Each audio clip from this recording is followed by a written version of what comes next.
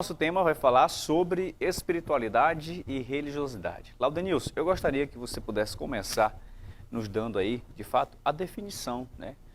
O que de fato é a natureza da espiritualidade bíblica e o que é a natureza da religiosidade?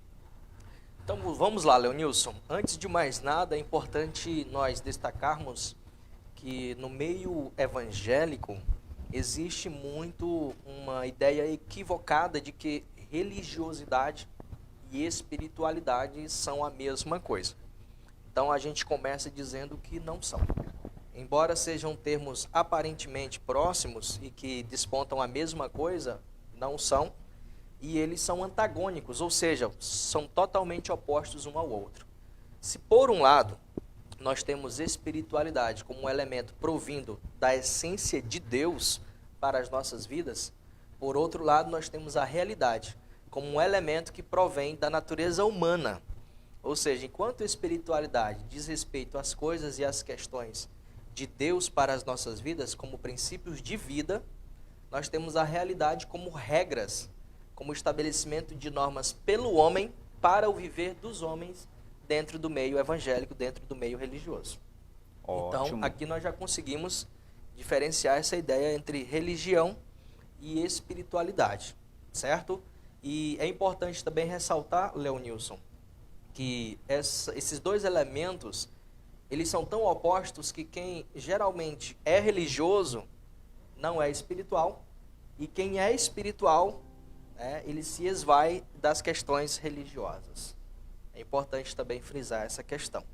Então fica até uma pergunta, você, com base no que nós acabamos de falar, você se identifica hoje como uma pessoa mais de aspecto religioso ou espiritual? Diga pra gente aí, mande uma mensagem para o Leonilson, e nós vamos fazer você entender a partir da sua vida, do seu estilo de vida, e como cristão hoje, como você tem se identificado nesses últimos tempos.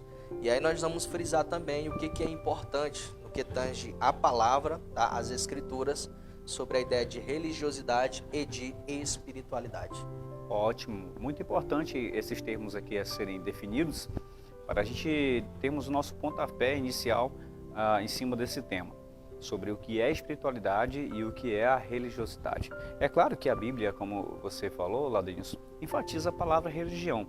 Mas quando ela enfatiza a palavra religião, ela define como o ato de simplesmente, resumindo aqui, de amar a Deus e amar o próximo, né? Ou seja, amar a Deus acima de todas as coisas e esse amor se desdobrar na vida do outro, na vida do pobre, da viúva, do fraco, do doente. É isso que o nosso amigo, o apóstolo Tiago, enfatiza. Que a verdadeira religião é isso, amar a Deus, né, e amar o próximo. Agora um ponto interessante é que a religião hoje, ela foi banalizada, esse termo. Foi banalizado por quê? Porque ela tem uma filosofia diferente do pensamento espiritual. E é isso que nós vamos tratar aqui. Mas eu queria saber, Laudenilson, como é que faz para identificar um religioso e uma pessoa espiritual? Nós identificamos um religioso de forma até mais fácil, Leonilson. Quando a gente fala de religião, como bem você colocou, a gente vai para a origem da palavra. Religião, ela tem origem latina, cujo significado é religar. Ela vem do latim religare, que significa religar, conectar. Só que ao longo da história, essa expressão começou a ter uma conotação diferenciada mesmo dentro do grupo religioso, certo? Ou seja, as pessoas começaram a adotar certos tipos de regras e normas que elas entendiam estarem conectadas ou ligadas à essência da palavra e das escrituras.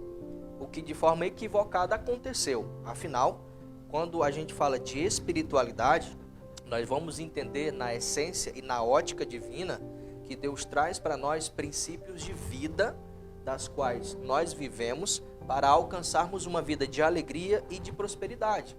Então eu vou notar em uma pessoa como sendo uma pessoa religiosa quando ela coloca acima dos princípios bíblicos as regras humanas.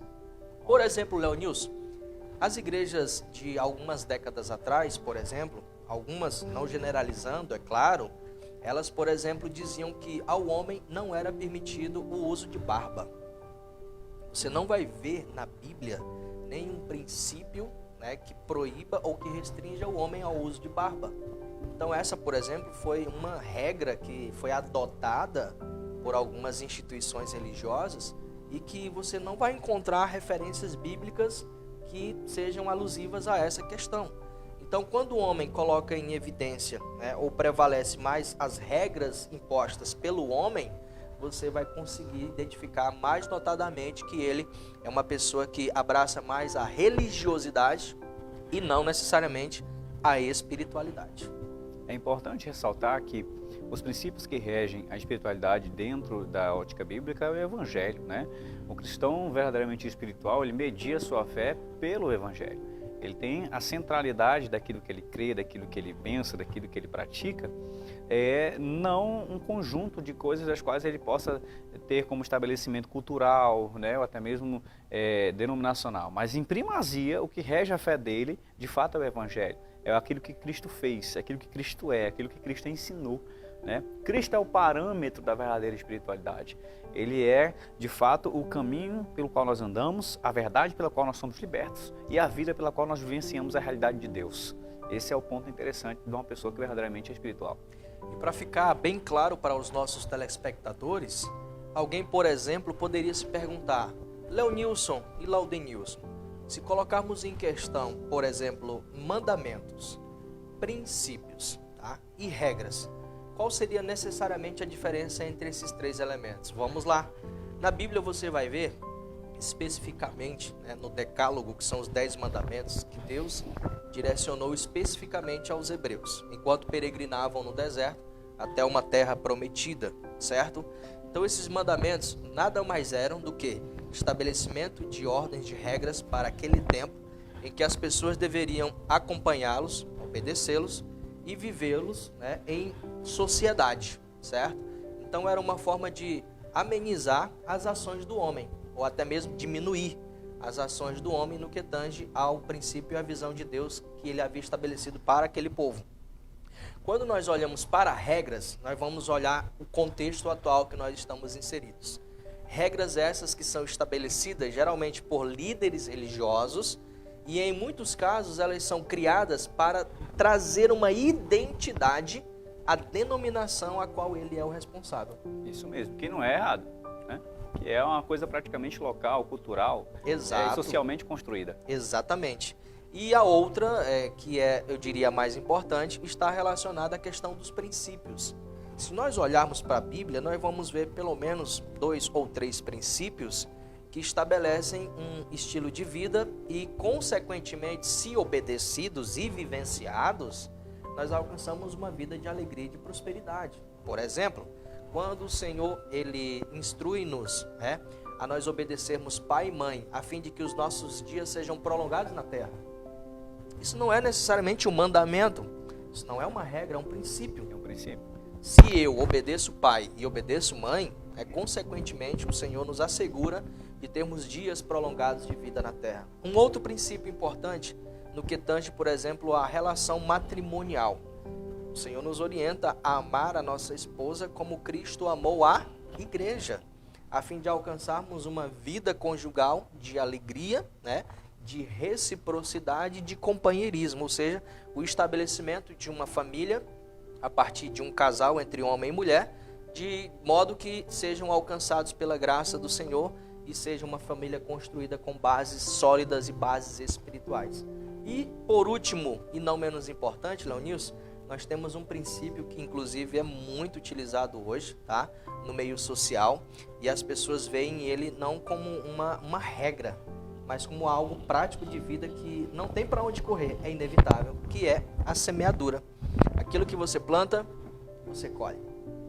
Não é um mandamento, não é uma regra, mas é um princípio, né? A lei da semeadura, assim identificada, mas que a gente vê e entende como um princípio. Isso nos esclarece, inclusive, de modo a distinguir, repito, a questão de religiosidade e a questão de espiritualidade. Se um diz respeito, né, a tudo aquilo que Deus tem preparado para nossas vidas, para nós termos uma vida de liberdade, nós identificamos como espiritualidade. Está à luz da Bíblia, está na Escritura, temos amparo bíblico.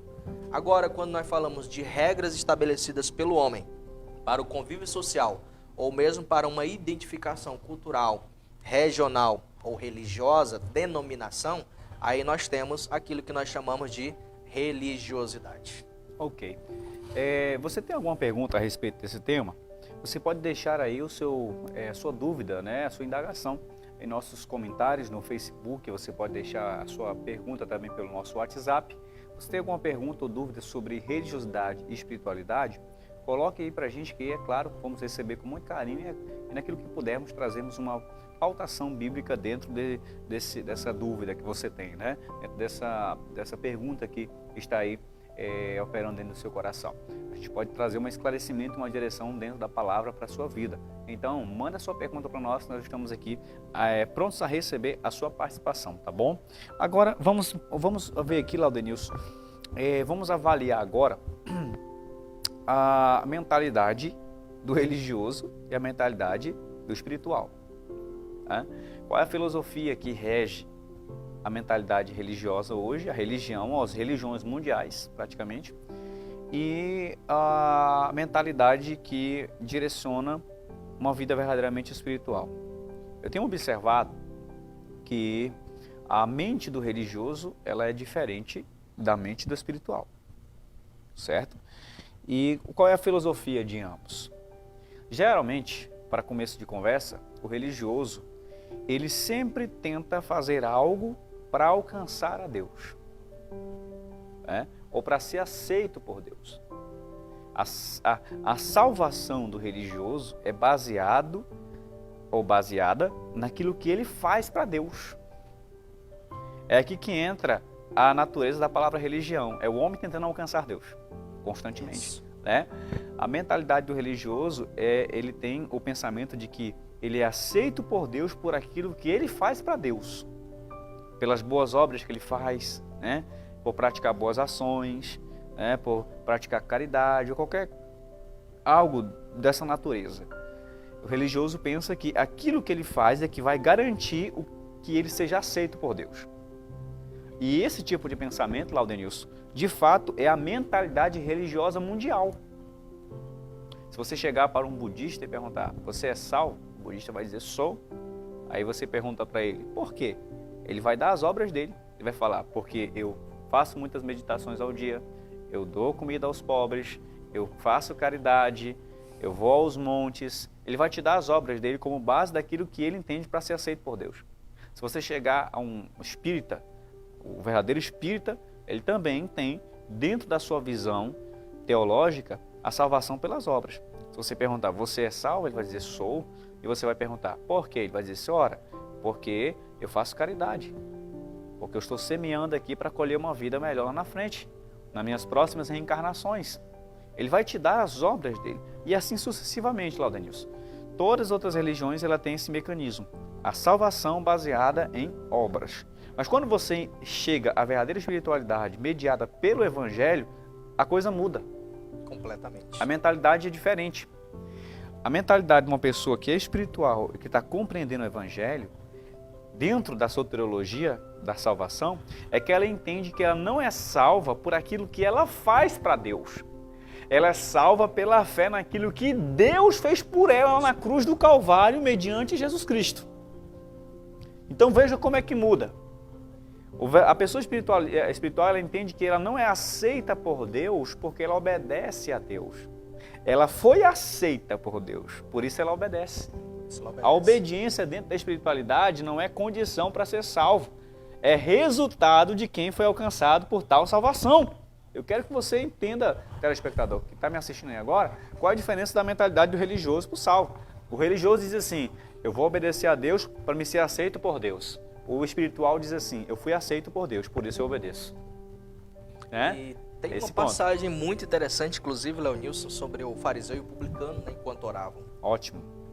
E fica muito claro e evidente ali o que Jesus estava ensinando para os discípulos quando ele narra, né, esse evento em que o fariseu ele aponta coisas que ele fez como para ser visto, não somente por Deus, como pelos homens. E é quando Jesus diz que verdadeiramente a oração que é aceita, né, recebida pelo Senhor, está naquela pessoa que reconhece a sua pequenez diante de Deus.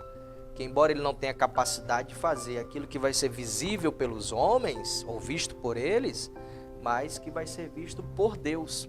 Diante da nossa insignificância humana, da nossa fragilidade e pequenez, é reconhecer de fato, como o Leonilson bem colocou, aquilo que Deus fez por nós e não tentarmos ser visto por aquilo que nós fazemos pelas pessoas.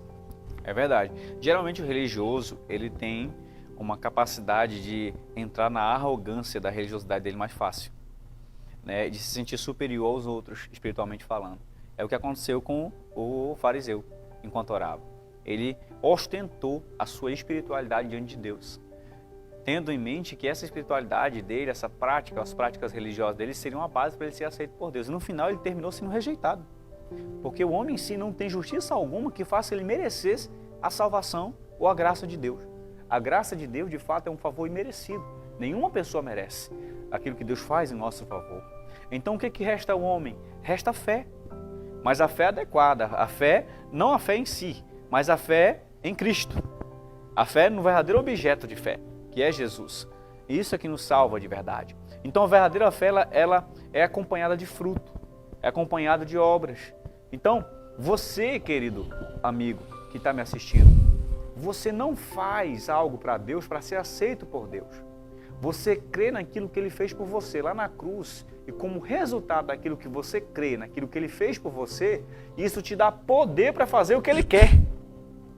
Olha a conexão aqui da verdadeira espiritualidade. Então não é a sua obra, não é porque você não bebe, não é porque você não fuma, você não é salvo porque você não vai a festas, não. Você é salvo porque você se entregou a Jesus e nele creu. Como resultado de se entregar a Ele, isso provém produzindo frutos na sua vida, na verdadeira fé genuína que é acompanhada de fruto e obra. Então nós estamos aqui colocando em pauta a mentalidade do religioso e a mentalidade do espiritual. O religioso sempre vai querer comprar a graça de Deus com as boas obras dele, enquanto que o espiritual não, ele diz assim: eu não mereço absolutamente nada, eu sou alcançado pela graça todos os dias, e a base dessa graça me dá um estilo de vida baseado em amor e fé em direção a Deus. E Leonilson, nós temos um grande exemplo também, né, que vivenciou essa experiência ao imaginar ou entender que a salvação dele, da sua alma, ela seria alcançada mediante, né, favores às pessoas menos assistidas pela sociedade da sua época. E nós estamos falando de um grande avivalista, de um homem que foi uma figura muito notória durante o seu tempo, um grande e eminente pregador do Evangelho, que foi John Wesley. Uma tocha tirada do fogo, né? Então, John Wesley, durante boa parte da sua vida, ele creu piamente que a salvação da alma dele estava ligada diretamente a obras, a assistenciar as pessoas carentes da sua época. Foi quando ele notadamente percebeu que ainda assim ele não conseguia enxergar, e numa visão espiritual ele não conseguia entender que a sua alma de fato estava salva. Então ele precisou de alguém que o instruísse, fazê-lo entender que a nossa salvação, ela não está diretamente, por exemplo, ligada à obra. Que aquilo, na verdade, não deixava de ser religiosidade. É exteriorizar. E, de alguma forma, a gente achar que aquelas obras é que vão garantir nossa salvação. E a salvação, ela não vem pelas obras. Como a própria Bíblia já declara muito perfeitamente. Então, diz respeito à questão espiritual. Nós temos que entender, como cristãos, que ter uma vida de espiritualidade deve, acima de tudo e de qualquer coisa, ser o foco de nossas vidas. Religião são regras, religião são paradigmas humanos, religião são normas estabelecidas por homem e seus pensamentos, enquanto naturais. Espiritualidade são princípios. Espiritualidade é a própria essência da Escritura, o Evangelho pleno de Cristo e aquilo que Ele nos ensina, um modo de retidão, de vida em justiça. E de modo algum, aquilo que Jesus trouxe para nós nos aprisiona. O que muita gente pensa é que ter uma vida espiritual é uma vida de prisão. E não, muito pelo contrário. O que Jesus traz para nós é liberdade plena, Leonilson. É verdade. E só um ponto também para destacarmos aqui, é que quando falamos de espiritualidade, nós estamos falando de nenhuma posição superior a nada.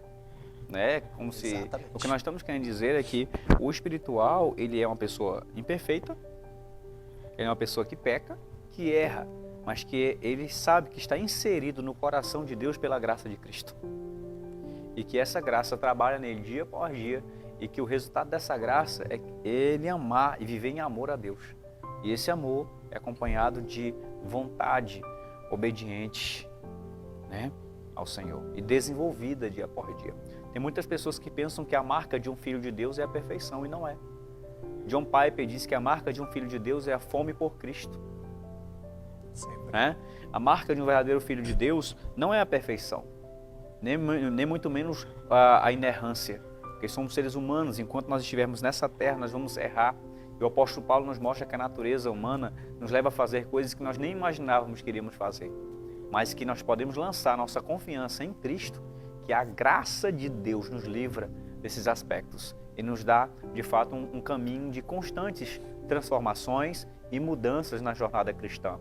Entendendo que enquanto nós estivermos na terra, nós estamos em guerra, nós estamos em luta, nós estamos em desenvolvimento, nós estamos sendo moldados por Deus, nós vamos errar, nós vamos pecar várias vezes, mas uma grande alegria é que o sangue de Cristo é capaz de lavar os nossos pecados passados, presentes e até mesmo futuros. Os nossos erros ou fraquezas, eles não deixam Deus surpreendido, jamais pegam Deus de surpresa, mas sabemos que Deus conhece cada aspecto da estrutura do nosso ser.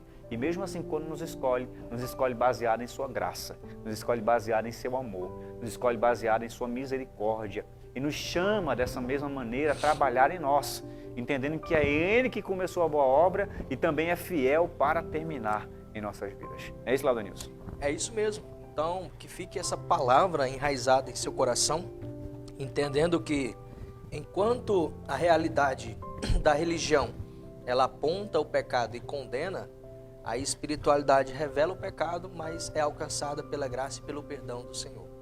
Enquanto a religiosidade se evidencia naquilo que o homem quer mostrar para os homens, a espiritualidade se evidencia naquilo que o homem mostra quem Deus é exatamente sobre nossas vidas. Então, acima de qualquer coisa, mantenhamos uma vida de espiritualidade. Como o Leonilson falou, vai ser inevitável um dia após o outro cometermos falha, erros, mas nós somos alcançados pela graça de Deus, pelo seu perdão redimidor de nossos pecados e nossas falhas. Então entendamos que nesse momento, em nossa vida espiritual e em nossa jornada cristã, ser espiritual é o que importa de fato para Deus.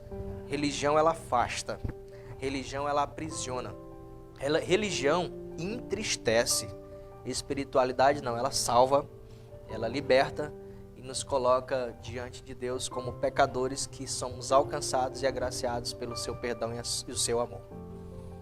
É isso aí, Leonilson. Uau, muito bom. É importante nós concluirmos aqui nosso tema. E eu queria fazer uma pergunta para você, espectador, que está acompanhando o programa pelas nossas plataformas digitais, seja pelo WhatsApp ou pelo Facebook. Qual tema você gostaria que nós pudéssemos tratar aqui? Isso aqui é uma pergunta ousada, porque pode aparecer de tema aí, meu amigo, não é brincadeira. E temas cabulosos, como dizem aí, né? Cabeludos. Um grande desafio, Leonilson. Inclusive, você falou agora há pouco, né, sobre a espiritualidade, que ela não nos isenta do pecado, de fato. E eu recebi uma pergunta recente, inclusive bem desafiadora, na qual a pergunta era: como Deus pode ter dado testemunho de Davi como um homem segundo o seu coração, tendo sido ele um homicida e um adúltero? E aí a imaginação ela começa a ficar fértil. E muitas pessoas têm uma tendência equivocada sobre isso. De fato, Davi, ele foi entendido e visto pelo próprio Deus de quem testemunhou como um homem segundo o seu coração. Muito embora Davi tenha pecado depois disso, né, cometido um homicídio, um adultério, como a própria Bíblia narra e declara, a gente entende que Deus conhecia e conhece o coração humano. E para tanto, todo e qualquer indivíduo, todo e qualquer cristão tem de fato seus momentos de fraqueza. Mas a palavra que nos agracia é saber que em nossas fraquezas o poder de Deus se aperfeiçoa e a graça de Deus nos alcança. É verdade. Então você tem algum tema para a gente tratar? Olha, se vir temas aqui de caráter escatológico, eu vou dizer que não é muito minha área já. Eu vou chamar pastores que trabalham nessa área. Mas se você tem algum tema popular ou teológico que deseja que fosse tratado aqui em nosso assunto, manda para a gente pode fazer uma lista de temas e até mesmo tratar aqui em nossas programações do Impacto da Fé, tá bom? Para trazermos aqui, é claro, não apenas esclarecimentos, mas pautas a partir dessa base, um ponto evangelístico também para o seu coração. Tá bom? Esse foi o nosso programa de hoje. Eu agradeço a todos que estiveram conosco aí em nosso programa, pelo aplicativo, pelo WhatsApp, pelo site, pelo Instagram, tá bom? Um abraço a todos, quem está com a gente também pelo Facebook. Um abraço a Nair Pinheiro, que também é uma das nossas alunas do curso de Teologia. Olha só, quem está com a gente também é a Luceni Santos, ela pede oração pelo seu irmão, né? E esposo, né? Que está no hospital, que está internada, amém. Nós vamos orar e crer que Deus está no controle, minha querida, em nome de Jesus, tá?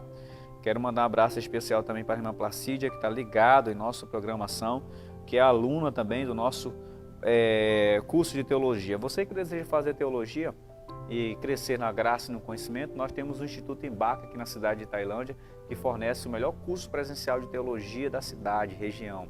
Então, você estuda comigo, estuda com o pastor Adriano Santiago aqui na cidade, tá bom? E recebe aí em 6 meses o seu certificado de curso básico. E também pode fazer o curso médio comigo, tá certo? Então, quer se inscrever? As inscrições já estão abertas, aproveita e vem com a gente avançar como nunca antes na sua vida. Bom, Laudenilson, nós vamos receber temas aqui e eu vou falar com você os próximos temas depois. Queria saber se amanhã a gente pode tratar de algum outro tema.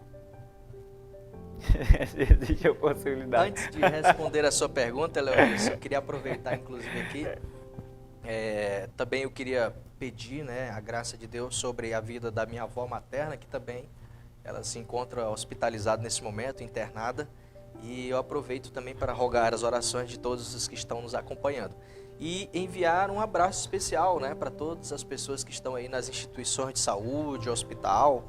Outro dia, por necessidade, eu estive num postinho de saúde e vi a televisão ligada e estavam acompanhando o programa, Leonilson, Pacto da Fé.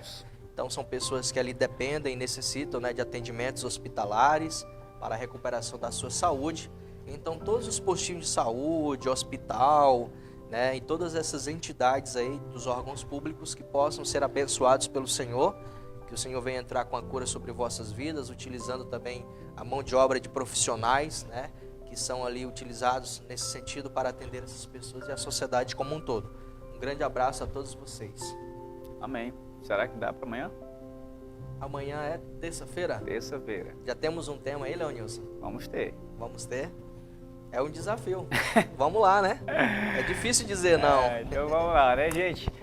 Muito obrigado a todos que acompanharam o programa. Deus abençoe você, a sua casa, a sua vida, a sua família. E agora nós vamos fazer essa oração, Aldenilson. Ore conosco aí pela vida dos nossos espectadores para a gente encerrar a nossa programação. Vamos lá. Você que está aí nos acompanhando até esse momento, seja agraciado pelo Senhor. Eu vou orar pela sua vida. Vamos abençoar você onde quer que você esteja nessa hora. Senhor Deus, agradecemos a Ti pela oportunidade de aqui estarmos e mais uma vez termos feito uso da Tua palavra, alcançando as vidas nesta cidade de Tailândia e onde quer que a palavra de Deus tenha chegado neste momento. Senhor Deus, pedimos a Ti pelas pessoas que nos acompanham, que o Senhor venha trazer a cura sobre os que estão enfermos, que o Senhor venha abrir as portas aos que estão desempregados, que o Senhor venha alcançar famílias com amor, com alegria, com a paz, que a Tua bênção, a Tua graça, o refrigério para as almas dessas vidas venham chegar hoje sobre elas. Deus, através desse programa, Senhor, que tem alcançado vidas de modo extraordinário, pedimos a Ti e rogamos um milagre, uma vitória e prosperidade sobre essas vidas. Em nome do Senhor Jesus, que tenhamos uma semana próspera e farta para a honra e para a glória do Teu santo e eterno nome, e em nome do Senhor Jesus. Amém. Graças a Deus, receba renovo, seja abençoado e até amanhã, se Deus permitir, em mais um programa Impacto da Fé. Tchau!